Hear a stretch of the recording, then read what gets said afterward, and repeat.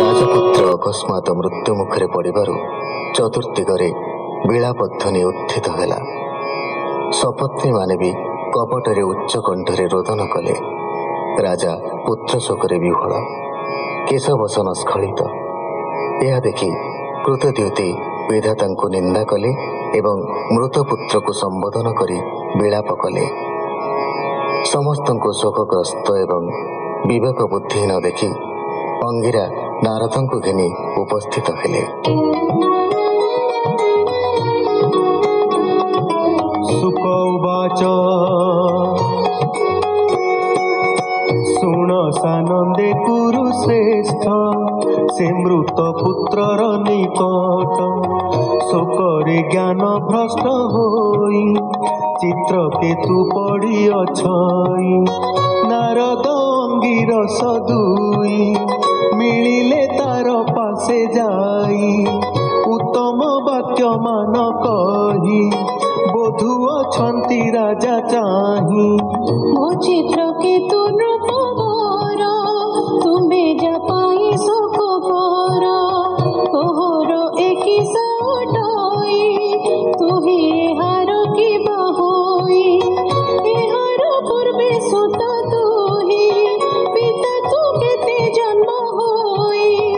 ଏବେ ତୁମର ସୁତ ଏହି, ସଂସାର ମାୟା ଅଟଇ। ଯେ ସନେ ନଦୀ ସ୍ରୋତ ଜଳେ, ବାଲୁକା ନ ରହେ ନିଶ୍ଚଳେ। ସଂଯୋଗ ବିଯୋଗ ହୁଅଇ, ବାଲୁକା ଭାସି ଯାଉଥାଇ। ତେସନେ ପ୍ରାଣୀ ଯଥା କାଳେ, ଆସଇ ଯାଇ କର୍ମ ବଳେ। ବୀଜରୁ ବୀଜ ହୋଇ ନୋହି, ପ୍ରାଣୀ ତେ ମନ୍ତ ଅଟଇ। ଈଶ୍ୱର ମାୟାରେ ଜଗତ, ଉତ୍ପତ୍ତି ନାଶ ସର୍ବଭୂତ। ନର ଅମର ଆଦି ଯେତେ, ଚର ଅଚରଙ୍କ ସହିତେ। ଜନ୍ମ ମରଣ ଆଗ ପଛ, ହୁଆଇ ଦେଖ ତୁ ପ୍ରତ୍ୟକ୍ଷ। ଭୂତରେ କରିଣ ଈଶ୍ୱର, ଜନ୍ମାଇ ଅଖିଳ ସଂସାର। ପ୍ରତିପାଳନ କରି ପୁଣ, ସଂହାର କରଇ ତକ୍ଷଣ। ଆୟତ ନୁହଁଇ କାହାର, ଯେହ୍ନେ ବାଳକ ଖେଡ଼ ଘର। ଦେହରୁ ଦେହ ହୋଇ ଜାତ, ରାଜନ ଶୁଣ ଏକ ଚିତ୍ତ। ବୀଜରୁ ବୀଜ ଯେହ୍ନେ ଜାତ, ଆତ୍ମାରୁ ନିର୍ମିତ ଜଗତ। ଆତ୍ମା ଶରୀର ଭିନ୍ନ କରି, ପୂର୍ବେ ଯେ ବିଧାତା ବିଚାରି। ଜାତି ସଂଜ୍ଞାରେ କରେ ଭିନ୍ନେ, ସୁବର୍ଣ୍ଣେ ନାନା ଦ୍ରବ୍ୟ ଯେହ୍ନେ।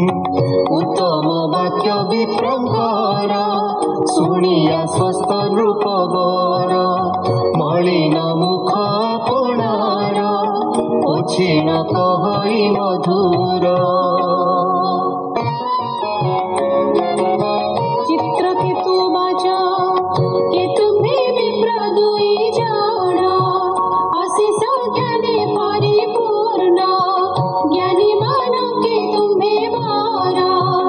ଅବଧୂତ ବେଶ ତୁମ୍ଭର, ସ୍ୱଭାବେ ଗୁପ୍ତ ପ୍ରାୟ ହୋଇ। ଆସି ମିଳିଲ ତୁମ୍ଭେ ଦୁଇ, ବିଷ୍ଣୁର ଦୂତ ପ୍ରାୟ ହୋଇ।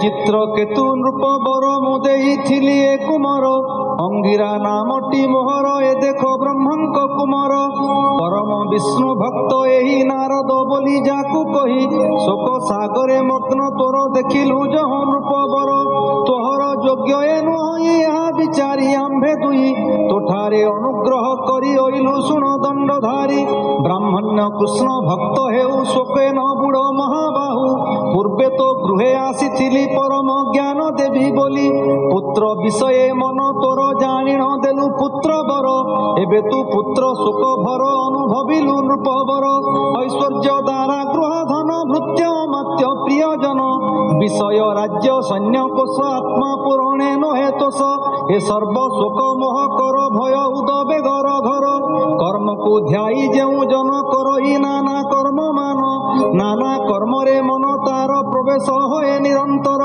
ହେମନ୍ତେ ଦେହି ମାନଙ୍କର ଦେହଟିଏ ମାୟା ସଂସାର ବିବିଧ କ୍ଲେଶ ଯେ ତାଙ୍କର ସନ୍ତାପ କାରଣ ଅପାର ଏହି କାରଣ ହୁଏ ରାଜନ ଆତ୍ମା ରହିତେ କର ମନ ଏ ବିଶ୍ୱ ସଂସାର ସାର ଦେହର ଗତିକୁ ବିଚାର ଶୋକ ନ କରି ନୃପ ବର ଆତ୍ମା ମନକୁ ସ୍ଥିର କର